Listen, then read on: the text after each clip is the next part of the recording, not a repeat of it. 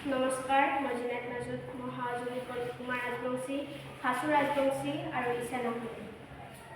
বিকশিত ভাৰত বিলদাথন 2025 অধীনত বিকল্পৰ ভোকেল শিতানত আমি আমাৰ খাদ্যত ব্যৱহাৰ কৰা বিষ উপাদান কলাখাৰৰ বিষয়ে এটি প্ৰকল্প আগবঢ়াইছোঁ।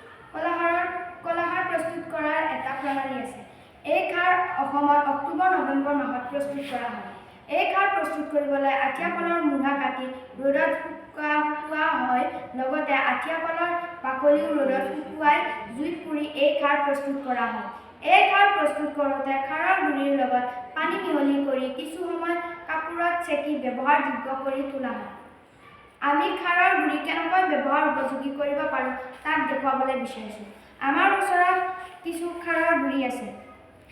দেখিছে যে আমি বগা কাপোৰেৰে কলাখাৰ চেকিছোঁ আৰু এনেদৰে চেকা খাৰ বেছি গাঢ় হয়।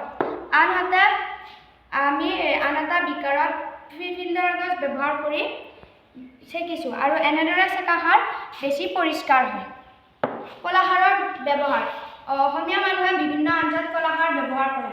ইয়াৰ ভিতৰত মাটিমাহৰ খাৰৰ আঞ্জা, পচলাৰ খাৰ, লাই শাকৰ খাৰ, অমিতাৰ খাৰ, পানীলাওৰ খাৰ আদি। কলা সৰিয়হ গুড়ি কৰি নিমখ জলকীয়া সানি প্ৰস্তুত কৰা বেহুৱা দৰঙৰ এক স্থানীয় খাদ্য। ৰবৰ টেঙা, চকলা টেঙা আদি খাবলৈ বেছি টেঙা কমাবলৈ কলাখাৰ সানি লোৱা হয়। আগৰ দিনৰ মানুহে কলাখাৰেৰে মূৰ ধুইছিল। কলাখাৰ কাপোৰ ধুবলৈ ব্যৱহাৰ কৰিছিল। কলাখাৰৰ বিভিন্ন ঔষধি গুণ আছে। মানুহৰ পাকস্থলীত এচিড বেছি হ'লে বদহজম হয়। সেই বদহজমবোৰ খাৰলি ব্যৱহাৰ কৰি উপশম পাব পাৰি। মহ, বৰল আদিয়ে কামুৰিলে কামোৰা ঠাইত কলাখাৰ লগাই দিলে বিষ উপশম হয়।